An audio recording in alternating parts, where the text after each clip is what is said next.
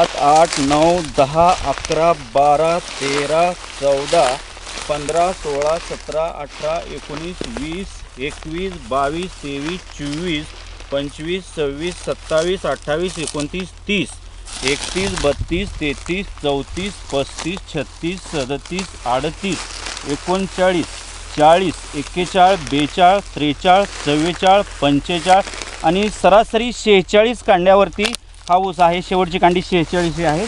बघा हा ऊस